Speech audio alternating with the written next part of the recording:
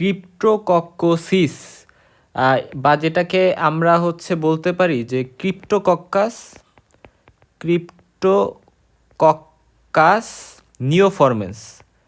নিওফরমেন্স এই যে ফাঙ্গাসটার কথা বললাম, এই ফাঙ্গাসটা দ্বারা কি এই ক্রিপ্টোকক্কোসিস হয়।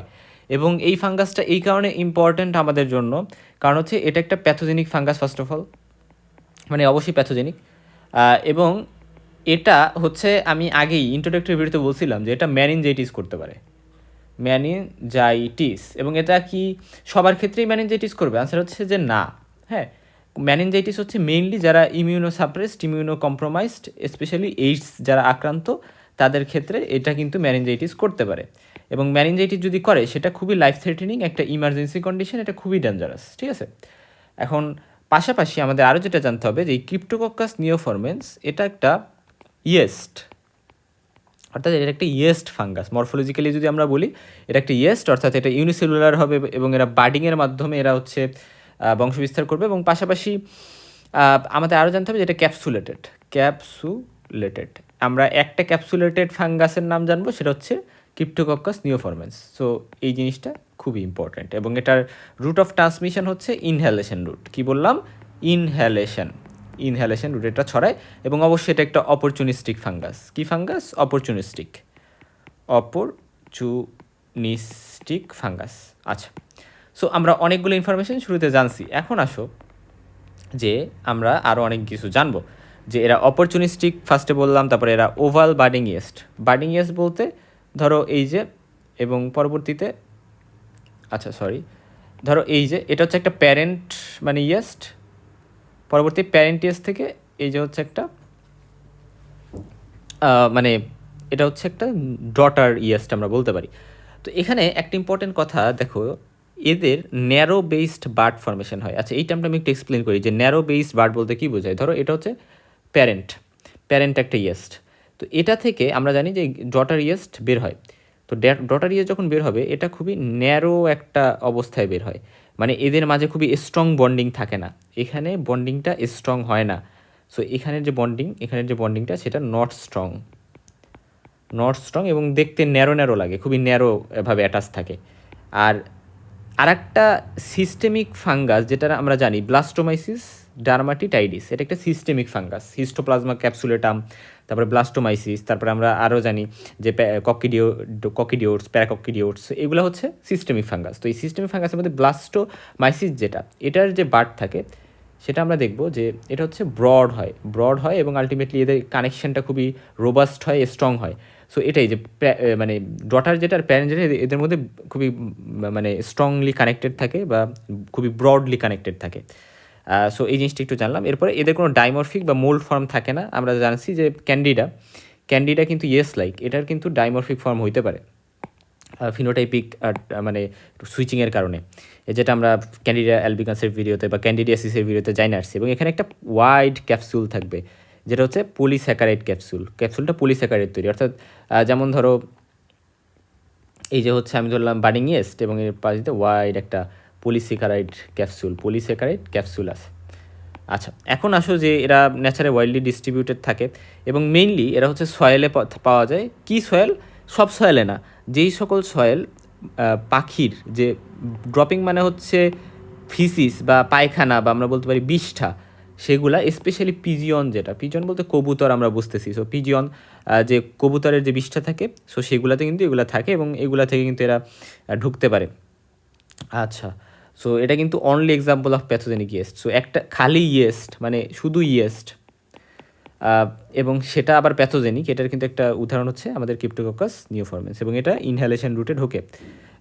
ইনহ্যালেশন রুট বলতে আমাদের শ্বাস প্রশ্বাসের মাধ্যমে এরা ঢুকতে পারে। এবং এদের কী ডিজিজ করবে? আনসার ক্রিপ্টোকক্কাল মেনিনজাইটিস করবে, তারপরে অ্যাসিমটোমেটিক লাং ইনফেকশন করতে পারে। আচ্ছা, এখানে ইম্পর্টেন্ট কথা যে অ্যাকচুয়ালি এরা normally first of all asymptomatic, এরা যেহেতু ফার্স্টে লাঙে যায়, এদের যে ইয়েস্ট ফর্মটা আছে, দেখো আমরা যদি একটু অ্যাকশনটা দেখি যে ইয়েস্ট সেলগুলা কী করে ইনহ্যালেশনের মাধ্যমে লাঙে গেল এবং লাঙে যে এরা কী করে ওই লাঙে এরা মাল্টিপ্লাই করে এরা লাঙেই কিছু অ্যাসিমটোমেটিক লাং ইনফেকশন করতে পারে বা নিউমোনিয়া বা ইনফ্লুয়েঞ্জা লাইক সিমটম করতে পারে, যেখানে ড্রাই কাফ থাকবে অবশ্যই, ড্রাই কাফ, তারপর মানে আমরা বলতে পারি ফিভারও থাকতে পারে, হয়তো বা সোর থ্রোট থাকতে পারে, সেরকম মানে হালকা কিছু সিমটম যেগুলো নিউমোনিয়া বা ইনফ্লুয়েঞ্জা টাইপের এগুলো করবে।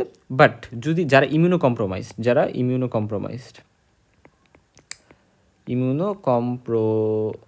সো এই সকল পার্সনের ক্ষেত্রে, এই যে ইমিউনো কম্প্রোমাইজ পার্সনদের ক্ষেত্রে এটা লাং থেকে ছড়াই যাইতে পারে, যেটাকে আমরা বলতেছি ডিসিমিনেশন।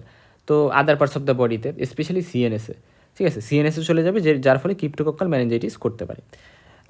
এটাই। আর স্কিন ইনফেকশন এটা করতে পারে, যেমন স্কিনে যায়, পরবর্তীতে হচ্ছে লাং থেকে স্কিনে যাবে, চলে ডিসিমিনেশন হয়, যে ফলে সাবকিউটিনিয়াস টিস্যুতে কিছু নোডিউলস টাইপের স্ট্রাকচার করতে পারে, যেটাকে আমরা বলতেছি সাবকিউটিনিয়াস নোডিউলস। হ্যাঁ, আচ্ছা, এখন আসো যে ক্রিপ্টোকক্কাল মেনিনজাইটিস, এটা আলাদা করে একটা গুরুত্বপূর্ণ টপিক, এবং এই জন্য আমাদের জানতে হবে যে মেনিনজাইটিসের যে ফিচারগুলো ইউজুয়ালি থাকে, যে আমরা হেডেক পাই, নেক স্টিফনেস বা নেক রিজিডিটি পাই, যে নেকটা শক্ত হয়ে থাকে, ডিসওরিয়েন্টেশন থাকে, যেহেতু সিএনএসের প্রবলেম, সো সে মানে ওরিয়েন্টেশন থাকবে না, আর ডিসওরিয়েন্টেশন অফ টাইম, প্লেস, পার্সন, সে কিছুই বুঝতে পারতেছে না যে সে কোথায় আছে, কত বাজে, এখন কি দিন না রাত, বা তার পাশে যে পার্সনটা আছে সে তার কী হয়, সেরকম প্রবলেম হইতে পারে।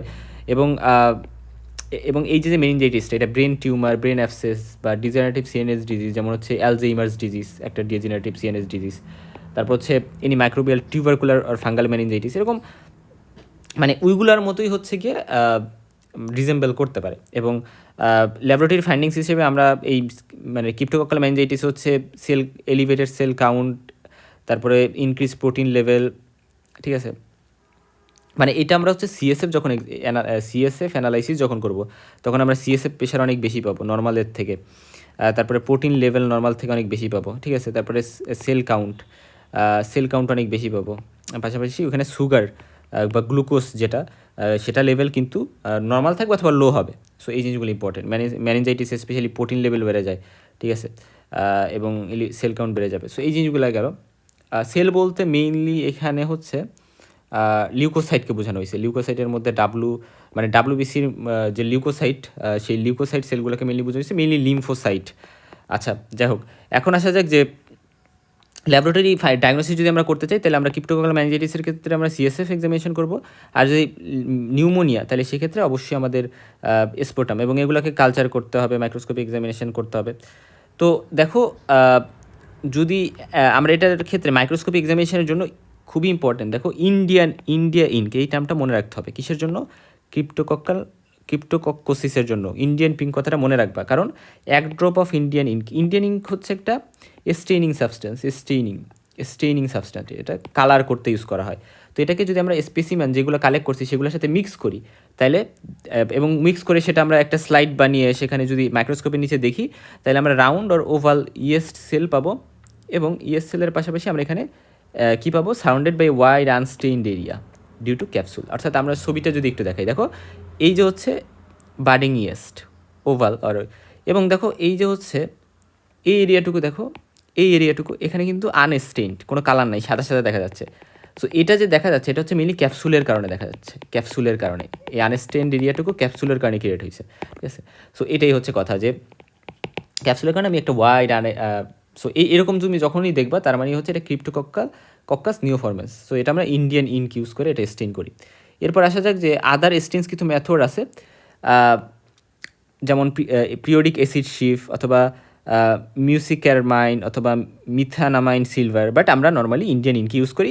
এবং দেখো এখানে একটা ইম্পর্টেন্ট কথা, ইন্ডিয়ান ইনক কিন্তু ইয়েস্টকে কিন্তু স্টেইন করে না, ঠিক আছে, কিন্তু এটা একটা ডার্ক ব্যাকগ্রাউন্ড ফর্ম করে, অর্থাৎ এখানে ব্যাকগ্রাউন্ডকে ডার্ক ফর্ম করে দিছে, যাতে করে এই জিনিসগুলোকে ভালো করে দেখা যায়, বোঝা যায় যে আচ্ছা এটা এখানে মানে একটা ক্যাপসুল আছে ব্রড, এবং এখানে ইয়েস্ট আছে, এগুলো যাতে ভালো করে বোঝা যায় এবং কালচার করা যাইতে পারে।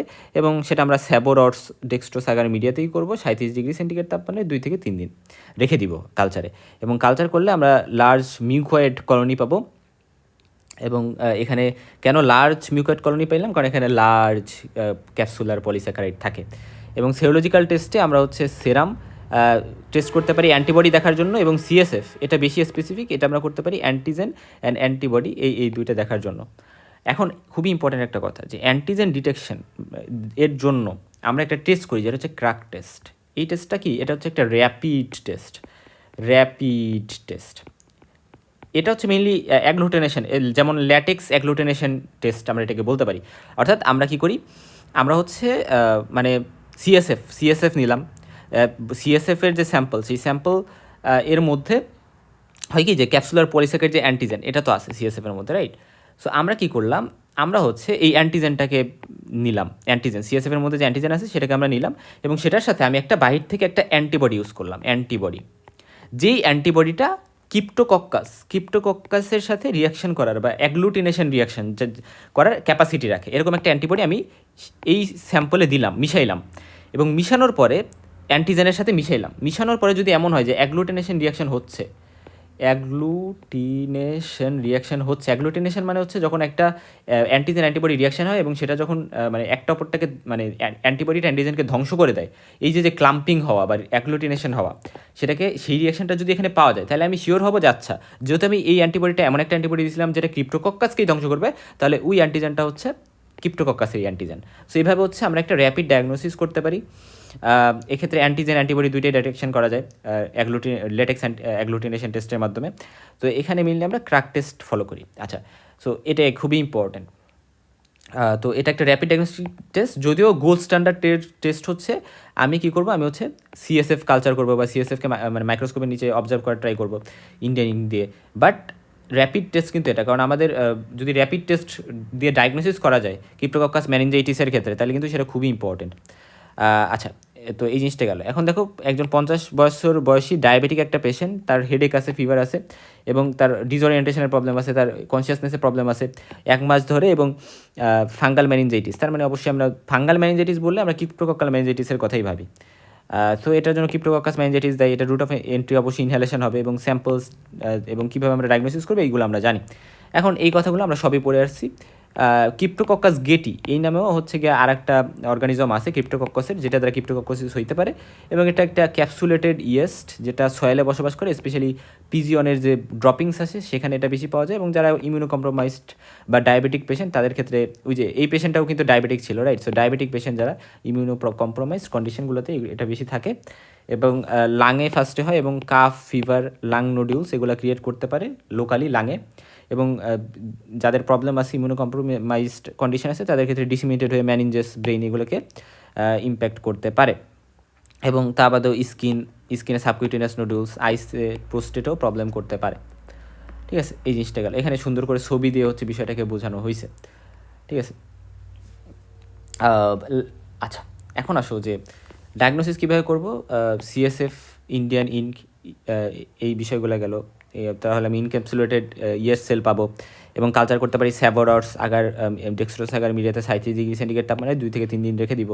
এবং আমরা আরেকটা ইম্পর্টেন্ট বিষয় হচ্ছে detection of antigen and antibody, এই জিনিসটা ইম্পর্টেন্ট, যেটা আমরা ক্রাক টেস্ট একটা টেস্ট করছি, যেটার মাধ্যমে স্পেশালি অ্যান্টিজেন ডিটেকশন করি। এবং ট্রিটমেন্টে হচ্ছে সিস্টেমিক ইনফেকশন যদি হয় তাহলে আমরা অ্যামফোটেরিসিন বি এবং ফ্লুকানোজল এই দুটো ইউজ করতে পারি, অ্যামফোটেরিসিন বি আর হচ্ছে ফ্লুকোনাজল। আচ্ছা, সো এইগুলোই মোটামুটি ছিল।